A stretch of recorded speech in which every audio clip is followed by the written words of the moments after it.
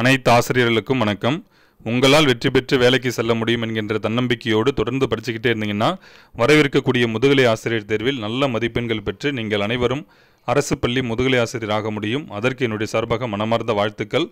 2 நாட்களுக்கு முன்னதாக மாண்புமிகு தமிழ்நாடு பள்ளிக்கல்வித்துறை அமைச்சர் அவர்கள் பள்ளிக்கல்வித்துறை மானிய கோரிக்கையின் மீதான விவாதத்தின் போது என்ன தகவல் வெளியிட்டிருந்தாங்க அப்படிங்கிறது எல்லாருக்குமே தெரியும். தொலைக்காட்சியிலுமே நேரடியாக நமக்கு ஃப்ளாஷ் நியூஸில் வந்தது. 1915 முதுநிலை பட்டதாரி ஆசிரியர் பணியிடங்கள் இந்த ஆண்டு நிரப்பப்படும், அதற்கான அறிவிப்பு விரைவில் வெளியாகும் அப்படிங்கிற தகவல் கொடுத்துருந்தாங்க. அதே போன்று மாண்புமிகு தமிழ்நாடு பள்ளிக்கல்வித்துறை அமைச்சர் அவர்களும் எவ்வளவு காலியிடங்கள் நீங்கள் ஆட்சிக்கு வந்ததுலேருந்து நிரப்பியிருக்கீங்க அப்படிங்கிற கேள்வியை எதிர்க்கட்சி சார்பாக எழுப்பும்போது அவங்க என்ன பதில் சொன்னாங்க. ஏற்கனவே 3087 முதுநிலை பட்டதாரி ஆசிரியர் நிரப்பியிருக்கோம். அதனை தொடர்ந்து பட்டதாரி ஆசிரியர், இடைநிலை ஆசிரியர் தேர்வு முடித்து அவங்களுக்கும் எஸ்சிடிக்கு சிவிக்கான ப்ராசஸில் இருக்கும். பிடிபிஆர்டிக்கு இந்த வழக்கு முடிஞ்ச உடனே அப்பாயின்மெண்ட் கொடுக்க போகிறோம் அப்படிங்கிற தகவல் சொல்லியிருந்தாங்க. மேலும் இந்த ஆண்டு பார்த்திங்கன்னா 1915 முதுநிலை பட்டதாரி ஆசிரியர்கள் பணியிடங்களுக்கான அறிவிப்பு விரைவில் வெளியாகுங்கிற தகவல் சொல்லியிருந்தாங்க. ரொம்ப மகிழ்ச்சியாக இருந்தது. எனக்கே இந்த செய்தியை பார்க்கும்போது மகிழ்ச்சியாக இருந்தது. ஏன்னா இதை மீண்டும் மீண்டும் உறுதிப்படுத்தக்கூடிய வகையில் செய்திகள் தொடர்ந்து நமக்கு வந்த வண்ணம் இருக்குது. உங்களுக்கும் அந்த செய்தியை பார்க்கும்போது ஒரு மனதுக்குள்ளார் ஒரு மகிழ்ச்சியும் ஒரு தன்னம்பிக்கையும் எல்லாருக்குமே வந்திருக்கும். தேர்விற்கு படிச்சுட்டு இருக்கவங்க இந்த நியூஸை பார்க்கும்போது மேலும் படிப்பதற்கு உங்களுக்குள்ளார ஒரு ஆர்வம் வந்திருக்கும். இது வரைக்கும் படிக்கவே இல்லை ஏனோ தானமாக படிச்சுட்டு இருக்கவங்களுக்கு கண்டிப்பாக இந்த நியூஸை கேள்விப்பட்ட உடனே நமக்கு இன்னும் கொஞ்சம் அவங்க நல்லா ஹார்ட் ஒர்க் பண்ணுவாங்க, டைம் வேஸ்ட் பண்ண மாட்டாங்க. எல்லாருமே அலட்சியமாக இருக்கிறது. ஆகஸ்ட் மாதம் தானே நோட்டிஃபிகேஷன் வரும்னு சொல்லியிருக்காங்க, நவம்பரில் தானே பரீட்சை, அதை நம்ம பார்த்துக்கலாம், இந்த 3 மாதம் இருக்குது நோட்டிஃபிகேஷனுக்குன்னு சொல்லி நிறைய பேர் அலட்சியமாக இருக்கீங்க. இந்த 3 மாதம் அப்படிங்கிறது எப்படி போகுதுன்னு நமக்கு தெரியாது. நம்ம படிக்க வேண்டிய பாடப்பகுதிகள் நிறைய இருக்குது, அதனால் அலட்சியப்படுத்தாதீங்க. ஏன்னா நம்ம மாதங்கள் 3 மாதங்கள் இருக்குது நோட்டிஃபிகேஷனுங்கும் போது நிறைய பேர் அலட்சியமாக இருக்கீங்க. ஒரு இலக்கு இல்லாமலே தொடர்ந்து படிச்சுக்கிட்டே இருப்பீங்க. தயவுசெய்து நான் சொல்கிறேன், இலக்கு வச்சு படிங்க. இலக்கு இல்லாமல் படித்தோன்னா என்ன படிக்கிறோன்னே தெரியாது. நீங்கள் கோச்சிங் சென்டர் போய் ஜாயின் பண்ணி படிச்சுட்டு இருக்கலாம், இல்லை வீட்டில் இருந்து படித்தாலுமே ஒரு இலக்கு வைங்க. நம்ம இன்றைக்கி இந்த டாபிக் படிக்கணும்னா அதை பிளான் பண்ணத்தை முடிக்கணும். சும்மா ஏனோதனமாக ஏதோ படிக்கிறவங்க பேரில் படிச்சிங்கன்னா கண்டிப்பாக நமக்கு சவாலாக இருக்கும். வேலைக்கு வரதில் மிகப்பெரிய சவால் உங்களுக்கு ஏற்படுத்தும். நல்லா ஹார்ட் ஒர்க் பண்ணுங்கள். கண்டிப்பாக நம்ம இந்த வாய்ப்பு மீண்டும் கிடைக்க போகிறதில்ல. மீண்டும் மீண்டும் சொல்கிறேன், இதுதான் உங்களுக்கான ஒரு இறுதி வாய்ப்பாக எடுத்துக்கணும். ஏன்னா அடுத்த தேர்வில் எப்போ வரும்னு யாருக்குமே தெரியாது. உங்களுக்கு இப்போ நடந்துட்டு இருக்கிறது நல்லாவே தெரியும். அதனால் கிடைத்திருக்கக்கூடிய இந்த அரிய வாய்ப்பினை பயன்படுத்தி கொண்டு நீங்களும் அரசு பள்ளி முதுகலை ஆசிரியர் ஆக வேண்டும் தான் நான் தொடர்ந்து உங்களுக்கு எக்ஸாம் மோட்டிவேஷன் தொடர்ந்து கொடுத்துட்டே இருக்கேன். அதே போன்று நிறைய பேர் வேக்கன்சி இன்க்ரீஸ் ஆக போகுது படிங்கன்னு சொல்லி நிறைய பேர் யூடியூப் சேனல்லாம் பதிவிடுறாங்க.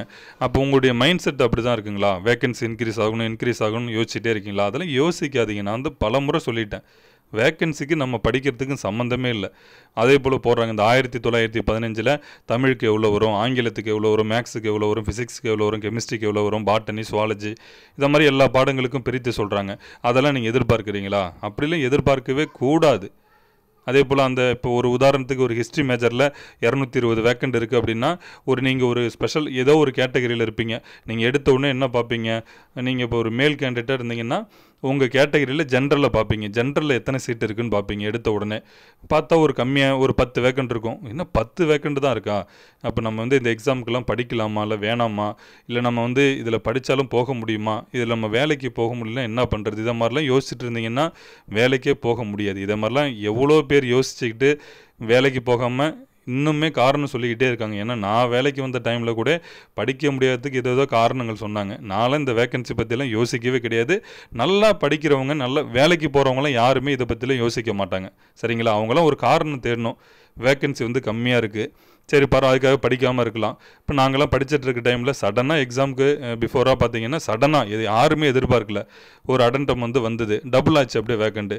அப்போ எல்லாருமே சொன்னாங்க, இதை முன்னாடியே அவங்க சொல்லியிருந்தாங்கன்னா நாங்களும் இந்த எக்ஸாமில் படித்து பாஸ் ஆகிருப்போம் அப்படின்னு சொன்னாங்க. நான் உள்ளுக்குள்ளே நினச்சிக்கிட்டேன் அவங்க என்ன இதுக்குரிய பதில் எனக்கே தெரியும், நான் அவங்ககிட்ட எதுவுமே சொல்லலை. சரிங்களா? அதே மாதிரி நீங்கள் இந்த வேக்கன்சி பற்றியெல்லாம் தயவு செய்து யோசிக்காதீங்க. நான் மீண்டும் மீண்டும் சொல்கிறது, உங்களுக்கு தேவையான பணியிடம் ஒரே ஒரு போஸ்ட்டு தான். அது நீங்கள் 1000 இடம் வந்து உங்கள் மேஜருக்கு வந்தாலுமே நீங்கள் வேலைக்கு 1000 இடத்துலையுமே நீங்கள் மட்டுமே வேலைக்கு போக முடியாது. உங்களுக்கு தேவை வந்து ஒரே ஒரு சீட்டு மட்டும்தான். ஒரு சீட்டில் தான் நீங்கள் வந்து வேலைக்கு போவீங்க. அப்படிங்கும்போது நீங்கள் மற்ற இடங்களை பற்றியோ இல்லை மற்றவர்களை பற்றி நீங்கள் யோசிக்காதீங்க. ஜென்ரலில் உள்ள வேக்கண்ட் வந்து நமக்கான வேக்கண்ட் தான். நான் பல முறை சொல்கிறேன், அந்த ஜென்ரலுங்கிறத யாருமே பார்க்குறதே கிடையாது. அது யாருக்கோ இருக்குன்னு நினச்சிக்கிட்டு எடுத்த உடனே உங்கள் கேட்டகரி வேக்கண்ட் மட்டும்தான் பார்க்குறாங்க. அப்படிலாம் இல்லைங்க. ஜென்ரல் வேக்கண்ட்டு நமக்கானது தான். அப்போ தான் நீங்கள் அந்த வேக்கண்ட்டை பற்றி யோசிக்காதீங்க. உங்களுக்கு தேவையான ஒரு சீட்டு வந்து இருக்கும். ஒரு சீட்டு போதும் உங்களுக்கு. மற்றதை பற்றிலாம் யோசிக்காதீங்க. அடுத்தவங்களை பற்றி நீங்கள் கவலைப்பட வேண்டாம். நமக்கு கிடைச்சிருக்கக்கூடிய ஒரே வாய்ப்பு. இந்த வாய்ப்பினை வந்து நம்ம பயன்படுத்திக்க போகிறோம். எதை பற்றியும் யோசிக்காதீங்க. நல்லா படிக்கிறவங்களுக்கு இந்த மாதிரியான சிந்தனைகள் வரவே கூடாது. சரிங்களா? அதே போல் இன்ட்ரெஸ்ட்டோடு படிக்கணும்னு சொன்னேன். அது என்ன இன்ட்ரெஸ்ட்டே நிறைய பேர் வந்து வரமாட்டேங்குது. இன்ட்ரெஸ்ட்டோடு படித்தா மட்டும்தானே நமக்கு வந்து லாங் டேர்ம் மெமரியில் ஸ்டோர் ஆகும். இல்லைன்னா ஷார்ட் டேர்ம் மெமரியில் வந்து இன்றைக்கி படிச்சிங்கன்னா இன்றைக்கி மட்டும்தான் இருக்கும், நாளைக்கு மறந்து போயிடும். ரிப்பீட் ரிவிஷன் கொடுத்துக்கிட்டே இருக்கணும். நம்ம இன்ட்ரெஸ்ட்டோடு படித்தோம்னா நம்மளுக்கு எப்பயுமே லாங் டேர்ம் மெமரியில் ஸ்டோர் ஆகிடும். நம்ம இந்த எக்ஸாம் அன்றைக்கி நம்ம கண்டிப்பாக ஆன்சர் வந்து நம்மளால் கரெக்டாக சொல்ல முடியும். அப்போ நம்ம எந்த அளவுக்கு ரிப்பீட் ரிவிஷன் கொடுக்குறோமோ அந்த அளவுக்கு நமக்கு வந்து மார்க் வரப்போகுது. நம்மளுடைய இலக்கு நோட்டிஃபிகேஷனுக்கு முன்னாடியே இந்த எக்ஸாமுக்கு நம்மளால் என்ன முடியுமோ மேக்ஸிமம் எஃபோர்ட் கொடுத்து தேர்விற்கு வந்து ரெடி ஆகணும். நோட்டிஃபிகேஷனுக்கு முன்னாடியே. நோட்டிஃபிகேஷன் வந்ததிலிருந்து எத்தனை ரிவிஷன் கொடுக்குறோமோ கொடுத்துக்கிட்டே இருப்போம். தேர்வுக்கு நாள் வரைக்குமே நோட்டிஃபிகேஷன் டேட்லேருந்து நம்ம ரிவிஷன் தான் கொடுத்துக்கிட்டே இருக்கோம். ரிப்பீட் ரிவிஷன் வந்து கொடுத்துக்கிட்டே இருக்கோம். அப்போ இதுதான் நம்மளுடைய இலக்கு வச்சுருக்கணும். நீங்கள் மாறாக ஆகஸ்ட் தானே நோட்டிஃபிகேஷனு, அதுவும் ஃபஸ்ட்டில் வருமா லாஸ்ட்டில் வருமானு தெரியல, நவம்பர் தானே பரீட்சை, அதுவுமே இந்த எல்லாம் சொல்லிகிட்டு இருக்காங்க. இந்த இவ்வளோ ஆனுவல் பிளானில் குறிப்பிட்ட தேர்வுகள்லாம் போன வருஷம் நடத்தலை, இந்த வருஷம் மட்டும் எங்கே நடத்த போகிறாங்க? இதை மாதிரி யாராவது நீங்கள் நினைக்க மாட்டீங்க. நீங்கள் படிச்சுட்டு இருப்பீங்க நல்லா. யாராவது இதே மாதிரிலாம் உங்ககிட்ட சொன்னாங்கன்னா, நான் ஏற்கனவே சொன்னது போல் அவங்க சொல்ல இன்னும் படிப்பதற்கான ஒரு ஆர்வம் தான் உங்களுக்கு அதிகமாயிட்டே தவிர வந்து டவுன் ஆகிடக்கூடாது. எந்த சூழ்நிலை வந்தாலுமே நம்ம வந்து படிப்பதற்கான ஆர்வம் வந்து அதிகமாயிட்டே போகணும். டவுன் ஆகிடவே கூடாது. எது வேணாலும் சொல்லட்டும். யாராவது வந்து சொன்னாங்கன்னா அவங்க சொன்ன டைமில் இன்னும் நம்ம நல்லா படிக்கணும், இந்த முறை கண்டிப்பாக வேலைக்கு போய் காட்டணும் அப்படிங்கிற ஒரு எய்ம் தான் உங்களுக்குள்ளார இருக்கணுமே தவிர நீங்கள் நெகட்டிவாலாம் யோசிக்கவே கூடாது. நேர்மறையான எண்ணங்கள், நேர்மறையான சிந்தனை இருந்தால் எதையும் நம்மளால் சாதிக்க முடியும். அதனால் தொடர்ந்து படிச்சுக்கிட்டே இருங்க. கண்டிப்பாக என்னால் முடிஞ்ச சப்போர்ட் வந்து நான் உங்களுக்கு ஒரு படிப்பதற்கான ஆர்வத்தை தொடர்ந்து கொடுக்கணும் அப்படிங்கிறது தான் என்னுடைய இலக்கு.